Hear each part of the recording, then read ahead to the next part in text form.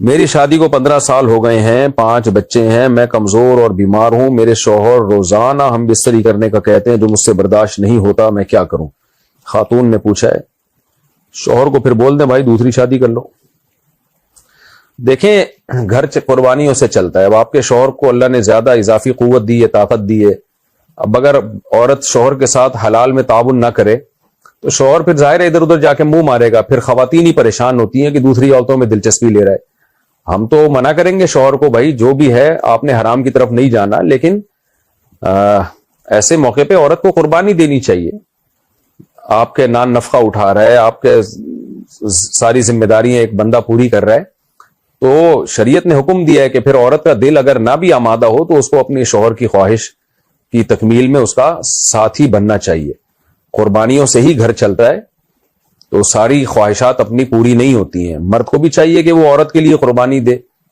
کہ بعض دفعہ ایسے ہوتا ہے کہ بیوی بچوں میں مشغول ہے، بچوں کو پال رہی ہے، اب وہ نہیں کھانا بنا سکتی تو کوئی بات نہیں یار، تم باہر سے کھانا لے آؤ، آج اس کے آپ دیکھو کہ کس قدر مصروف ہے، بیمار ہے، تو مرد کو بھی چاہیے کہ عورت پہ بوجھ کم ڈالے۔ دوسری بات یہ کہ اگر بہت زیادہ تڑپ نہیں ہے مرد کے اندر، تو اگر بیوی کی خواہش نہیں ہے تو اس کی خواہش کا خیال کر لے، بھائی بھاگی تو نہیں جا رہی ہے، آج آپ سو جاؤ، کل پرسوں 2-4 دن کے بعد آپ اس کے پاس چلے جانا، آپ بھی اتنا ٹارزن بننے کی کوشش کیوں کر رہے ہو؟ تو خلاصہ یہ کہ یہ میاں بیوی کا رشتہ قانون اور ضابطوں پہ نہیں چلتا، رابطوں پہ چلتا ہے۔ رابطے کا مطلب آپس میں ایک دوسرے کا خیال کر کے چلنا پڑتا ہے۔ تو قانون تو یہی ہے شریعت کا کہ مرد کو اگر خواہش ہوگی تو عورت انکار نہیں کر سکتی، وہ گنہگار ہوگی، لیکن اخلاقیات کا تقاضا یہ ہے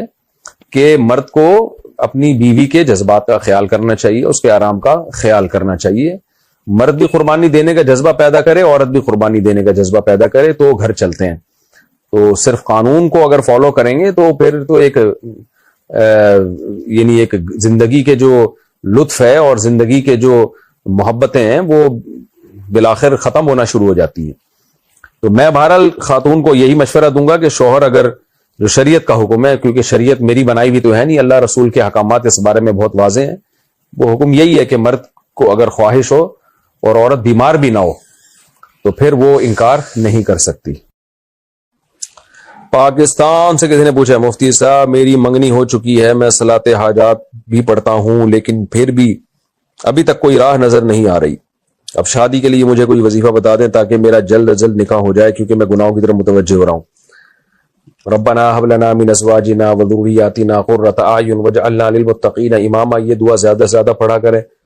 اور اس کا اصل حل یہ کہ اسباب اختیار کریں نا، جائیں لڑکی والوں کو بولیں کہ بھئی آپ نے رخصتی کرنی ہے کرو، نہیں کرنی تو کہیں اور کر رہا ہوں پھر میں جا کے، ایسا کر لیں۔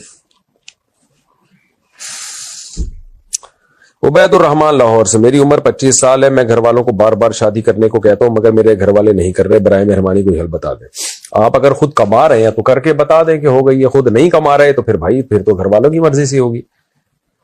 اپنی خرچے پہ شادی ہوتی ہے، گھر والوں کے خرچے پہ اگر ہوتی ہے تو پھر ساری چیزیں گھر والوں ہی کی ماننی پڑتی ہیں۔ آپ کمائیں، کر لیں، بتا دیں، جو میرا کلپ چل رہے ہیں وہ دیکھ لیں آپ۔ عبید الرحمان لاہور سے، ہمارے ہاں مرنے والے کے گھر میں کھانا کھانے کا بہت رواج ہے، اس بارے میں کیا حکم ہے؟ مرنے والے کے گھر میں جو کھانا کھانا ہے کیا مطلب اس کا؟ تو کیا مطلب جو مر گیا تو قیامت تک اس کے گھر میں کبھی کھانا ہی نہیں کھایا جائے گا؟ یا تیجے کا کھانا بول رہے ہیں، 40ویں کا کھانا بول رہے ہیں، تو تیجے 40ویں کا کھانا تو ناجائز ہے۔ البتہ جس دن گھر میں میت ہوتی ہے تو لوگ جو قریب دور سے رشتہ دار آئے ہوئے ہوتے ہیں وہ میت کو دفنا کے آتے ہیں، تو اگر ان کے لیے کسی نے کھانے کا انتظام کیا ہوا ہے کہ بھئی دور سے آئے ہوئے ہیں، ٹائم بھی کھانے کا ہے، تو اڑوس پڑوس میں کسی نے اگر انتظام کر دیا ان کے کھانے کا تو اس میں کوئی حرج نہیں ہے، وہ کھانا کھا سکتے ہیں۔ لیکن وہی لوگ کھائیں جو دفنانے گئے تھے یا دور سے تعزیت کے لیے آئے ہوئے ہیں، جو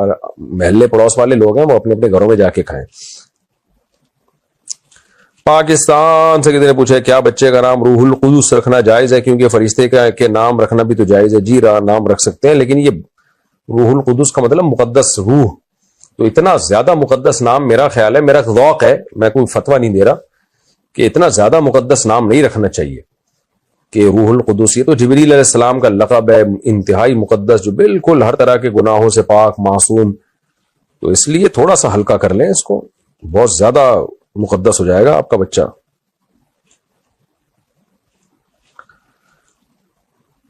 القدوسی کر لیں، خالی روح نہ لگائیں، روح اللہ کر دیں، روح اللہ، یہ زیادہ اچھا ہے، روح اللہ، اللہ کی روح۔ سعودی عرب سے کسی نے پوچھا میں ایک لڑکی سے شادی کرنا چاہتا ہوں جس سے میں محبت کرتا ہوں، اور میں اپنے والدین کو دوبارہ اس کے گھر بھیج چکا ہوں، لیکن میرے والدین ابھی تک اس لڑکی سے میری شادی کرنے پر راضی نہیں ہوئے کیونکہ وہ میری شادی اپنی برادری میں کروانا چاہتے ہیں اور میں رضامند نہیں ہوں کسی بھی صورت، حالانکہ لڑکی اور اس کے گھر والے عزت دار گھرانے سے اور لڑکی کے والدین ہماری شادی پر مکمل راضی ہیں۔ میں مکمل طور پر شادی کرنے اور تمام اخراجات اٹھانے کے قابل ہوں، لڑکی کے گھر والوں سے بات کر چکا ہوں، وہ لوگ راضی ہیں، براہ کرم میری رہنمائی فرمائیں، کیا اپنے والدین کے بغیر شادی یا نکاح کر سکتا ہوں؟ میرے گھر والے بہت سختی کر رہے ہیں کہ اس لڑکی سے شادی نہیں کروں اور میں اسی سے شادی کرنا چاہتا ہوں۔ دیکھو شرعی مسئلہ تو یہ ہے کہ شادی کر سکتے ہیں، مشورہ یہ ہے کہ بھائی صاحب بھگتو گے پھر خود ہی، بڑے مسائل کھڑے ہوتے ہیں۔ تو میں آپ کے والدین کو مشورہ دیتا ہوں کہ بچے پر زبردستی شادی کا دباؤ نہ ڈالیں،